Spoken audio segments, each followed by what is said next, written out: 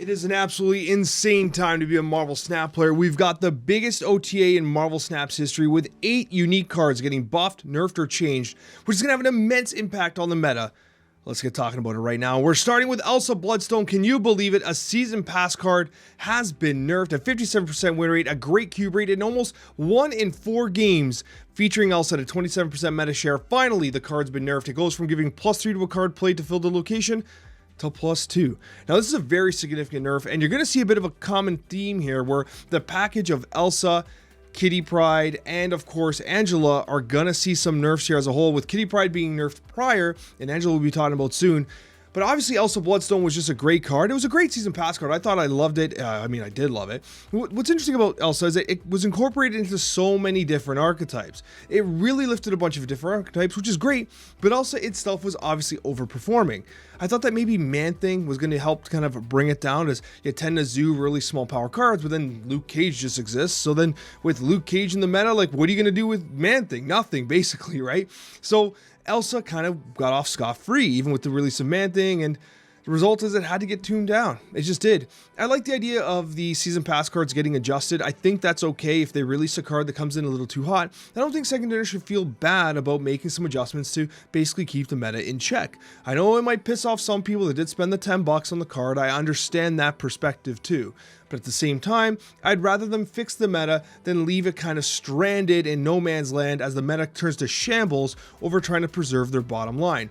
This to me is a good signal, showing that they're willing to make changes as required with season pass cards. Now, the next card is another season pass card, but last month's season pass card, so who cares about that? Nerf away apparently, but no, I'm just kidding. It goes against everything I just said. But anyways, Loki finally dodges the stray bullets, gets hit itself. It goes from a 3-5 to a 4-5. This has probably had to happen for a long time.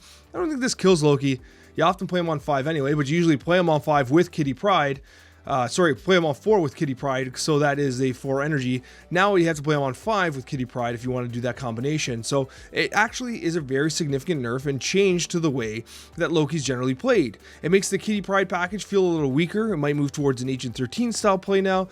We'll have to see, but at a 56% win rate, a great cube rate, and only 7% of the meta share, I'm actually kind of surprised.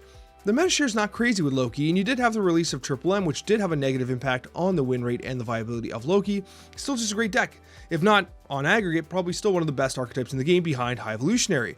So this nerf kind of surprises me, honestly, because I thought that Loki, although obviously very good, didn't feel completely overtuned anymore. Although when you get caught without Triple M and you're against a Loki player, you definitely do get punished with the sheer quality and the value of cards they're able to put out. So yes, Loki can certainly punish, and it had to get brought down eventually. 4-5 looks like a pretty heavy nerf here, and so we'll have to see how Loki shakes out at the end of the day, but I do think it'll still be viable overall in the long term. The Collector, this is great. It's like a reversal of the stray bullet. Basically, Collector got nerfed in order to nerf Loki, essentially, without nerfing Loki during the season pass season. So now Collector gets to get his 2 power back. Now, ironically, it has a very similar meta share to that of Loki because it was played exclusively in Loki-based decks, but now you might see it in on occasion in a discard style deck, which was kind of happening with the discard swarms and stuff like that. You might even see him in Devil Dinosaur now again. I mean, as a 2-2, he's really not that exciting, but you also can't let him go crazy with Loki.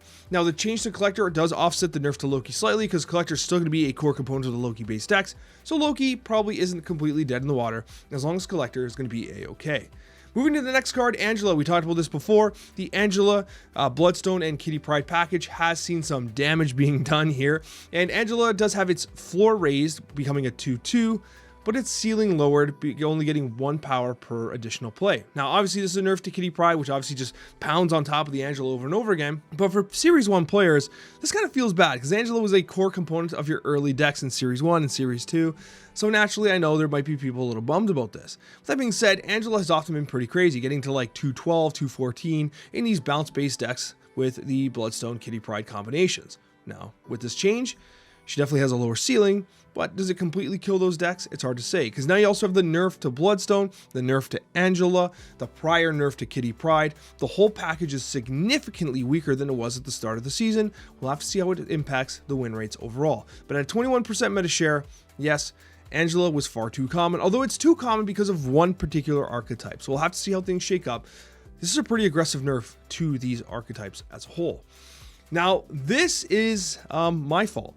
I take full responsibility for Sauron getting nerfed here. You saw the Shuri getting 1 power off last week.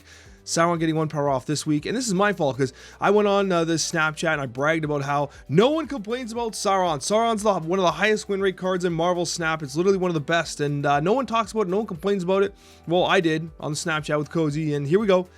It got nerfed. It got nerfed. This is not a significant nerf. Going to 3-2, whatever. You play Sauron because it activates everything else, right? Like, Sauron's power itself is inconsequential. You get it on turn 3, you drop it down, and then you get to play your Typhoid Mary, your Red Skull, your Ebony Maw on turn 6, or whatever you want, right? It just gives you value everywhere else. You don't care so much about the one.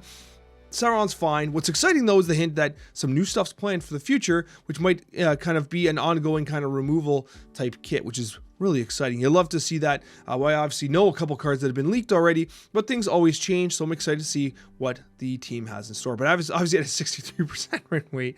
Insane. 63% win rate, 4.6% meta share. Literally the best card that no one was playing. Uatu, I asked for it, I begged for it. Uatu goes from a 1-1 to a 1-2. Still only sees right. He does not see all like he damn near claims every single game. But, I mean, this is a good start. He might still suck. Probably still sucks. But at least it's a 1-2.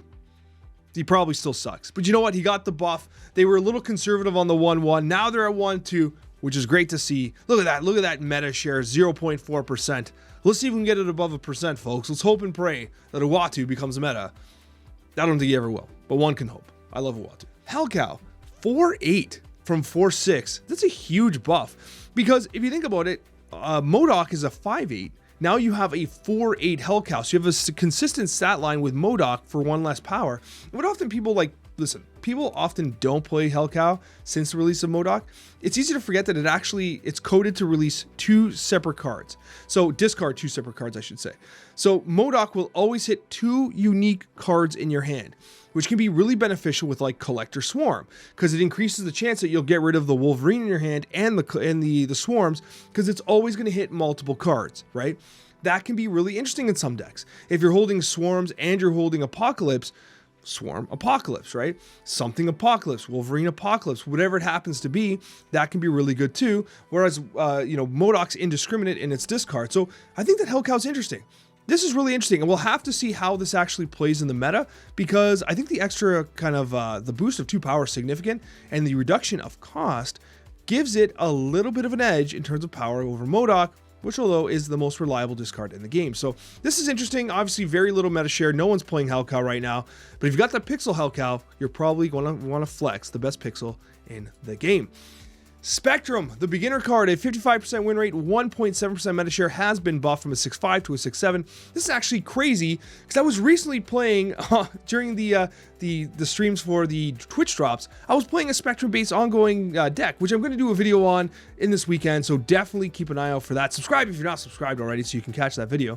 But basically, Spectrum going up to a 6.7 is pretty legit. Like, this is a really good beginner's card. It's really going to help people get a little more value out of the early game. But does it bring back Ongoing Destroyer, by the way? A low-key, pretty good deck that's been pretty good for a while, just kind of being slept on as a whole. We'll have to see. 7 power is legit. Like, that's a pretty decent 6 drop now, especially with the +2 power across the board. And when you consider that like ongoing decks and ongoing cards as a whole are getting better, like you're just getting better ongoing cards, like Triple M and others are just good. You're improving it. Luke Cage, Lizard, these are great combinations, a lot of power on the board. And all of a sudden you add +2 power, it's pretty damn legit. So I'm interested in seeing what Spectrum can do in the meta now, especially with potentially Wong and Spectrum being back on the menu. That's +4 across the board for your ongoing cards. If you want to watch more Marvel Snap content, I got another video for you that you can check out if you're interested. If you liked the video, hit the like button. If you're not subscribed yet, please consider subscribing. It means a lot to me, and we'll see you in that next Marvel Snap video.